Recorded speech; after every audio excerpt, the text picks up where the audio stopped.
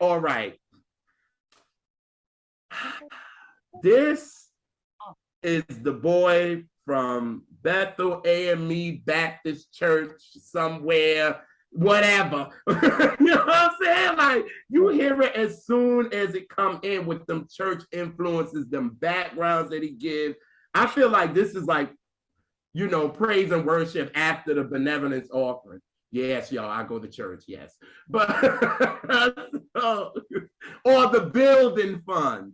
Oh man. Okay. And this is praise and worship. And I feel like, you know, this is that song. You know, you coming off of Brown Sugar and you're getting the feeling of what the album is. And I feel like this all right kind of sets it off. Like, all right, I gave you a piece with Brown Sugar. Let's go with all right. And now y'all gonna get a lot of my church influences. That's what I feel like with this record. Yeah, and for me, you know, the same.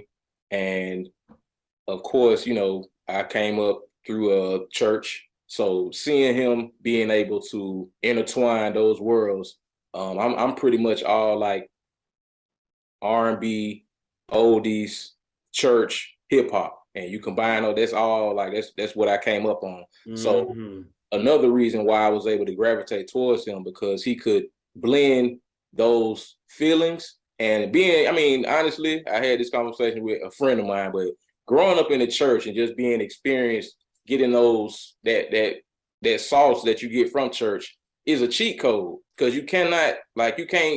It's not a plug in. You know what I'm saying, to get that kind of soul in your voice to understand where you're going with the shit with those chords. And people who hear it like you hear it, but it's the reason why I gravitate because it's real soul music. So for him to put, you know, all right after a Brown Sugar. And the way he just intertwines those genres was just genius to me, you know, and still inspires me today. So yeah, I definitely appreciate it as growing up in the church. Said, damn, he got the church stuff on here too. Like he's really intertwining all the worlds that made me.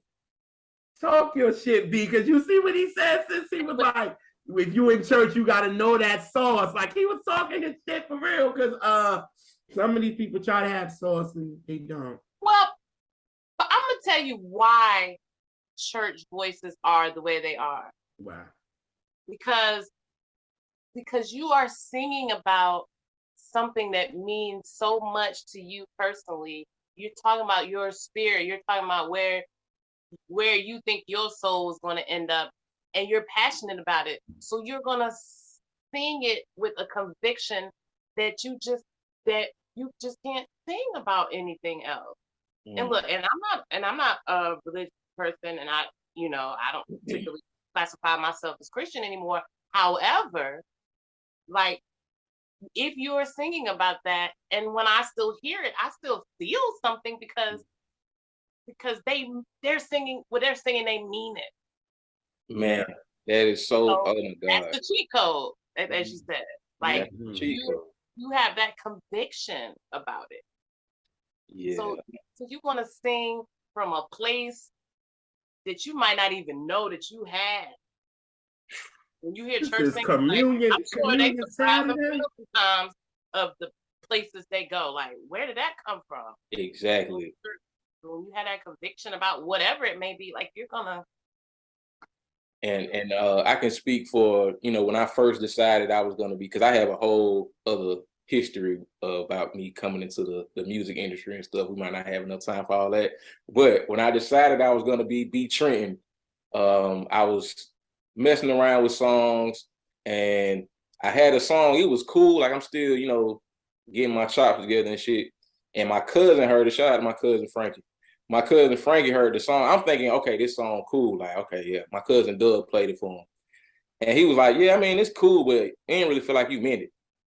I was like, damn. I was like, fuck. You make a good point. Because no one had ever told me no shit like that before. People like, yeah, it's cool. I can tell you can sing, but I don't think you meant it for real.